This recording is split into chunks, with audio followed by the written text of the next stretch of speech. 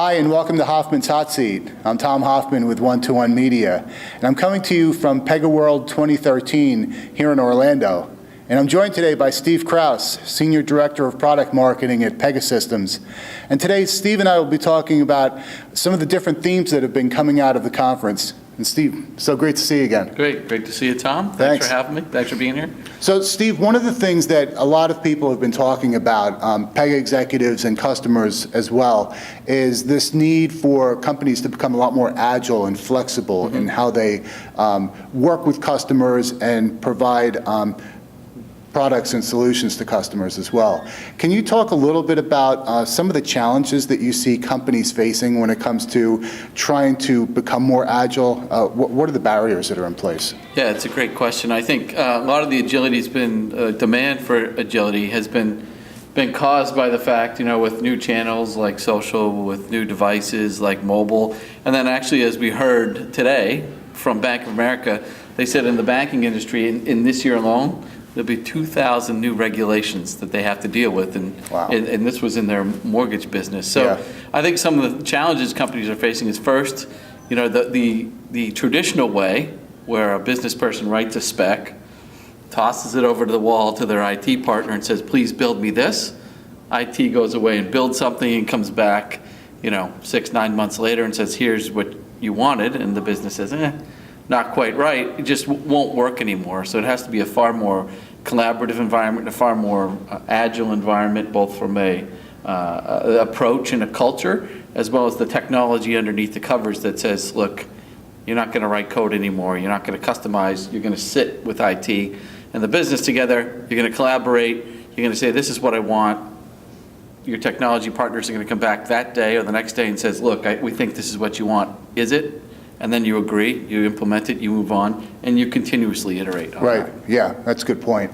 We're hearing a lot more frequently from people about these, what you were talking about before, the regulatory compliance hurdles that are really stymieing a lot of companies as they try to move forward with a lot of initiatives and become, not just become more customer-centric, but also become a lot more fluid in the way that they do business. Right, and I think the old way, when you had regulation changes or changes like this, was to train people, was to take, in the call center environment, et cetera, was to take people off the floor or to put a knowledge base over on the side that was very static and try to train them. Well, I think we're seeing the model shift that companies are saying, can I train my system and let the system be smart enough to guide my personnel through that experience so they don't have to memorize every piece of compliance that comes out. They can start to use their systems to actually do that. Right. So can you point to any examples of Pegasystems customers that, whether they're in highly regulated industries or not, that you've seen witness how they've become a lot more flexible in the way that they do business nowadays? Yeah, that's a great example. So I think even just at the show this week, there's been some tremendous examples from Cisco and from Lloyd's Banking and from Bank of America and Optum Health and Mass Mutual was sitting on our panels today. And they really all talked about the fact that Optum Health, for example, used to have to take every new regulation that came around prescriptions, because they deal with prescriptions and delivery of prescriptions, right. And they used to literally have to go online and it would take them weeks to make those changes. Well, now they can literally program the system so their pharmacists or their service reps can now, in hours, make those updates and associated with compliance. So Optum is a great example of that, Optum Health. And that is a good example because, again, it gets to HIPAA and some of the types of regulations that they're up against, but still being able to make changes fairly quickly.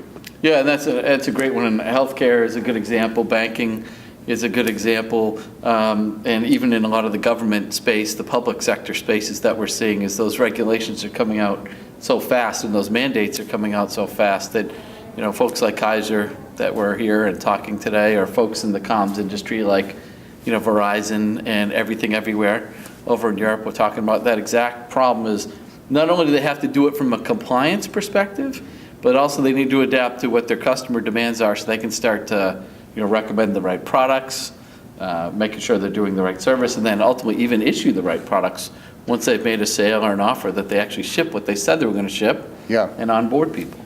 It's interesting that you mentioned EE because I was at their presentation yesterday, And, in some respects, it seems as if some of the European mobile carriers are, and some that we've noticed as well in Asia, are a lot more advanced when it comes to providing customers with more flexible agreements that are based on the services that they're looking for versus, say, their North American counterparts. Yeah, and I think some of that has become the size of their markets or the way they're regulated in those countries.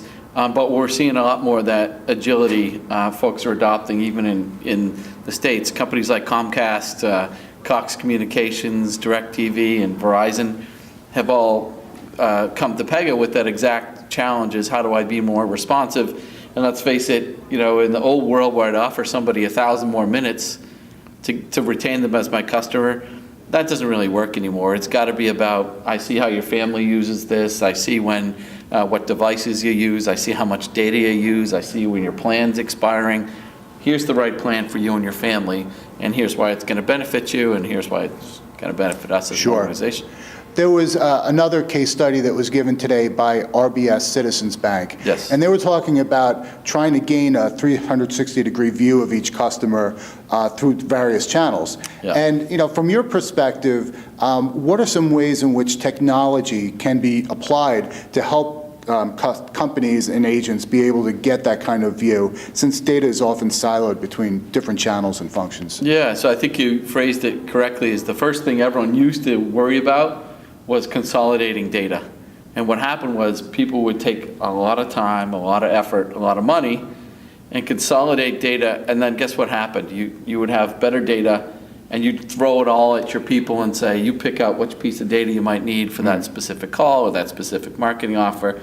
What we're seeing now is people put an orchestration layer, a process layer on top of that says, let me go grab the data from exactly where I need it from, and then let me make an intelligent decision about it, and then let me recommend the right action. And that action could take place on a tablet, it could take place in the call centers, it could take place on the web. Right. And so we're even seeing people think about differently, where it used to be, if you go back far enough, you see these companies that had the web team, and then they had the whole traditional product team, and they broke them out. And that was just an inefficient way, not only for customers to do business with you, but you had to kind of support these dual lines of business, these silos. Yeah. So now what we're seeing is companies take a far different approach, as we're saying, well, let me build the best experience for Tom, and then my system should be smart enough to say, well, if Tom's on his tablet, if Tom's on his iPhone, if Tom's calling the call center, if Tom's on the website, well, let me represent that experience differently. So now it's about Tom, and it's not about Tom's mobile or about Tom in the call center, or about Tom on email.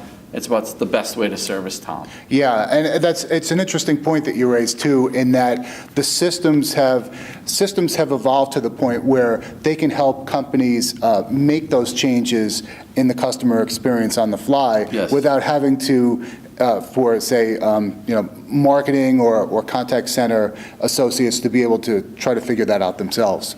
Yeah, and that's exactly what we try to do. One of the biggest benefits, and they talked about it in the Citizens presentation that you sat in, was the whole concept of agent training. Again, that where they would train their agents so much more about the screens and the systems and the 12 frames and the mainframe screens they're putting up there. And now they can start to train the people about how to actually work with the customer to solve the problem, to make a timely offer, et cetera. So they're far more effective. And that's because the system itself is interpreting what the intent of the customer is. It's the business that's configured their intent, and the system's literally guiding them through and not making them pick and choose what data to use when, but right. Yeah. just putting what they need and when they need it. Yeah. So it's very effective. Yeah, I know another takeaway that I had from that session was that Citizens is also trying to work with agents more in terms of building business processes that adapt to an agent's work style versus creating a workflow or business processes Right. and trying to get the agents to adapt. Yeah, and it's always been, companies have always talked about this, that adapting to the agent's work style, but there was always the fear that I had to train every agent the exact same way, or there was no training available in the world that could adapt to that. Well, now that the system can actually put the right information when they need and when they need it, again, now they know the agents are saying the right things, and accessing the right information and recommending the right offers. But they can kind of do it in a little bit more of a style that's most appropriate to the way they work. So, scripting is a good example. Scripting has always been this pro and con in the call center. Yeah. Because you don't want someone to talk like a robot and do all these things as they go through, but you do want to guide them on what to say. Well, systems have become intelligent that if someone's there maybe less than 6 months or dealing with a certain issue that's compliance, you need to tell them exactly what to say. But if someone, you're going to have a call center rep that's been there longer than 6 months and maybe they're working in a process that is not compliance related, I can recommend the scripting and what to say, but I give them a little more freedom to say and interact the way they choose because they're an experienced rep and the system's smart enough to adapt to that situation and that particular criteria. Yeah, yeah. Well, Steve, it's been great catching up with you again. Yeah, thanks, Tom. Thanks. Thanks for coming. Thanks.